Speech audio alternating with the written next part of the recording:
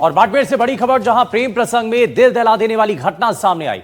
पानी से भरे टांके में प्रेमी प्रेमिका कूद गए और नाबालिग प्रेमिका की टांके में डूबने से मौत हो गई। शादीशुदा प्रेमी गंभीर रूप से घायल हो गया है और युवक का बाड़मेर मेडिकल कॉलेज में इलाज जारी है।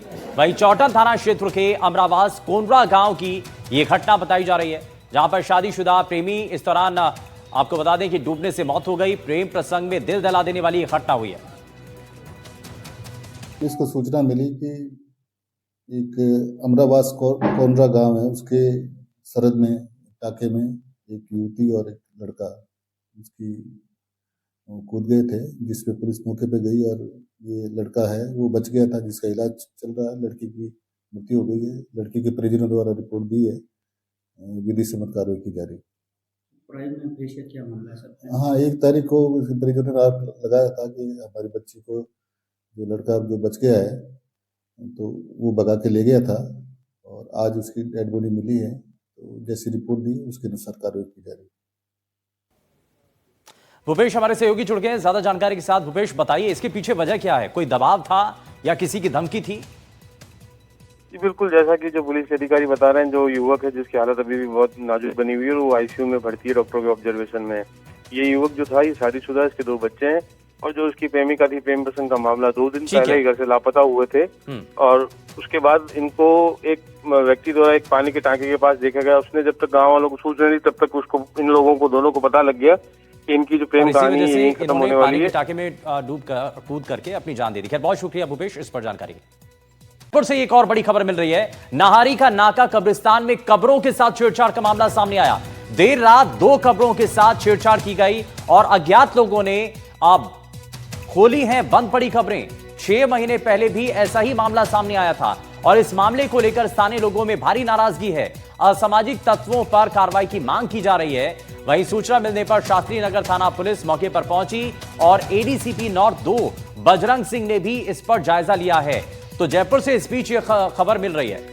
दीपक चावला हमारे सहयोगी जुड़ गए हैं। दीपक, कब्रिस्तान में कब्रों से छेड़छाड़ का यह मामला, इससे जुड़ी क्या जानकारी मिल रही है? कब्रिस्तान, शास्त्री नगर जो कब्रिस्तान है, इसके जो इसमें कब्रों से छेड़छाड़ की जो है वो कोशिश की गई है। संभव से ये जादू टोने का मार्फत काम हो सकता है। इसके साथ ही कोई तांत्रिकी भी शरारती हो सकता है। अब हर एंगल से जो है वो पुलिस जो है वो मामले की जांच। इससे पहले भी 6 महीने पहले भी इसी तरह से स्थानीय लोगों ने ये विरोध जताया था कि कुछ असामाजिक तत्व आते हैं और देर रात जो महिलाओं की जो कब्र है या फिर जो अन्य जो वहाँ पर शव रहते हैं उनसे छेड़छाड़ करने की कोशिश करते हैं।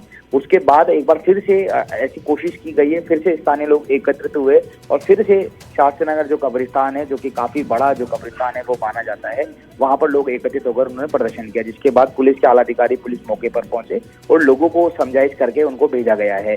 लेकिन इससे एक बार फिर से जो है वो सवाल खड़े होते हैं कि आखिर कौन वो व्यक्ति है जो कि कब्र में जाकर देर रात अंधेरे में कब्रों में जाकर कब्रों से छेड़छाड़ कर रहा है। संभव से ये कोई तांत्रिक या फिर इस तरह से जादू टोने का भी मामला हो सकता है या फिर कि कोई शरारती तत्व भी हो सकता है जो इलाके में जो है वो माहौल बिगाड़ने की कोशिश कर सकता है।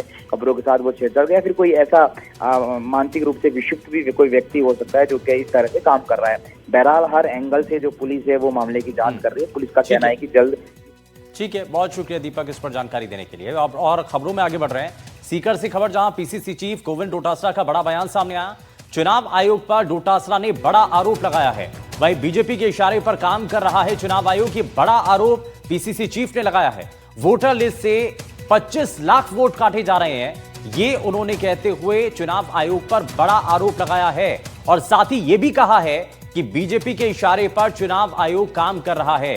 गोविंद डोटासरा ने इस दौरान क्या कहा है, जरा सबसे पहले आपको वो दिखाते हैं। नहीं, मैं समझता हूं कि जो जिस प्रकार से चुनाव आयोग कर रहा है, भारत सरकार के इशारे के ऊपर, बीजेपी के इशारे के ऊपर, आनन फानन में एसआईआर, जबकि राजस्थान में तो ऐसा कोई चुनाव अभी विधानसभा या लोकसभा का है ही नहीं। और इतना तेजी के साथ में छिपे हुए एजेंडे के तहत किया जा रहा है, जिससे बीएलओ जो है वो आत्महत्या के लिए मजबूर हो रहे हैं और जनता भी परेशान है। और जो मुझे पता लगा है कि राजस्थान में भी 25 लाख के लगभग वोट जो कांग्रेस आइडियोलॉजी के लोग हैं, SC ST माइनॉरिटी के मुद्दे से ये काटे जा रहे हैं। ये वोट चोरी जो है वो महाराष्ट्र और हरियाणा में इन्होंने सरकार बनाई, फिर वोट चोरी करके बिहार में बनाई, और अब यहाँ बंगाल में और सब जगह वोट चोरी करके ही सरकार चलाना चाहते हैं। संस्थाओं का दुरुपयोग बीजेपी का मूल मंत्र हो गया है चुनाव जीतने का। और इस पर ज्यादा जानकारी के साथ जगदेव हमारे सहयोगी जुड़ गए हैं। जगदेव, 25 लाख वोट काटे जा रहे हैं, ये PCC चीफ का आरोप है, और साथ ही उन्होंने बड़ा आरोप लगाया कि बीजेपी के इशारे पर चुनाव आयोग काम कर रहा है। जी, बताना चाहूंगा, आज जो है PCC चीफ गोविंद सिंह डोटासरा लक्ष्मणगढ़ दौरे पर रहे। इसी दौरान उन्होंने कई शादी समारोह में भाग लिया, तो मीडिया से बातचीत करते हुए उन्होंने जो है भाजपा सरकार पर बड़ा आरोप लगाया है।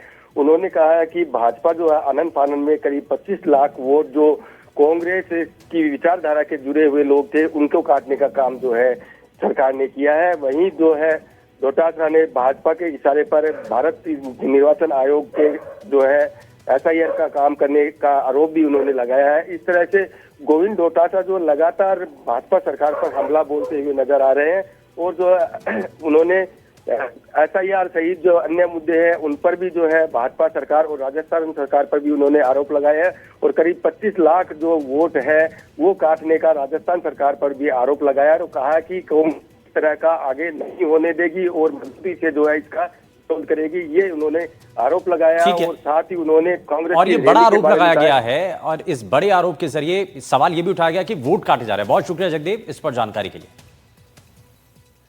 वहीं राज्य वित्त आयोग अध्यक्ष डॉक्टर अरुण चतुर्वेदी सोमवार को सीकर जिले के लक्ष्मणगढ़ विधानसभा क्षेत्र के 1 दिवसीय दौरे पर रहे। यहां वो पूर्व केंद्रीय मंत्री सुभाष महरिया के फार्म हाउस पर आयोजित पंचायत और नगर निकायों के पुनर्गठन पर बैठक के बाद बीजेपी के सामूहिक कार्यकर्ता सम्मेलन में शामिल हुए। इस दौरान चौका कबास के सैकड़ों ग्रामीणों ने चतुर्वेदी को ज्ञापन सौंपकर गांव को पुनः ग्राम पंचायत मंडावर में ही रखने की मांग उठाई है।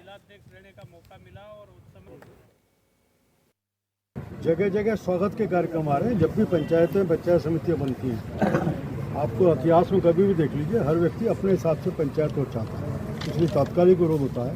इस बार भारतीय जनता पार्टी की सरकार ने, पिछली कांग्रेस सरकार ने जो जबरदस्त असंतुलन के साथ निकाय और पंचायत समितियां बनाई थी, उसको संतुलित करते हुए जो मापदंड तय किए थे, उन्हीं मापदंडों के आधार पर भौगोलिक चीज़ों को देखते हुए अपने पंचायतों का, पंचायत समितियों का, जिला परिषद का गठन। हम सभी फिर से यहाँ इकट्ठा हुए हैं एक ही विषय को लेकर कि जिस प्रकार हमारी मंडारा पंचायत से चौका कबास को निकाला गया था और उसको निकाल कर कुंडलपुर पंचायत में जोड़ा। हमने पहले भी ये प्रदर्शन किया है, लेकिन अभी तक हमारी सुनवाई इस मामले में नहीं हुई है। संपूर्ण चौका कबास की जनता ये इस चीज़ को बहाल कर रही है कि जिससे हमें कुंडलपुर में जोड़ा गया है, हमारे लिए ये निर्णय ये सही नहीं है। उसके कई सारे कारण हैं, क्योंकि कुंडलपुर की पहली बात तो हम जनसंख्या वाइज देखें तो एक छोटा सा एक कुंडलपुर वार्ड है जिसको पंचायत बनाया गया है। चौका कबास के अंदर लगभग 1300+ वोट है, जिसको एक गांव की तरह अलग रखा गया है जो कुंडलपुर के साथ जोड़ा गया। अब चौका कबास के लोग अगर कुंडलपुर की तरफ ही जाएंगे तो वो एक वन क्षेत्र है, एक वन श्रृंखला के अंदर है, जहाँ कई सारे जानवरों की, जंगली जानवरों की भी शिकायतें रहती है। वह आने जाने के लिए ना कोई वहाँ साधन है, ना कोई गाड़ी की व्यवस्था है, ना कोई बस की व्यवस्था है, जिससे बूढ़े बुजुर्ग, माताएं, बहनें सभी इस चीज़ से बहुत परेशान हैं। और बाड़मेर से बड़ी खबर, जहां प्रेम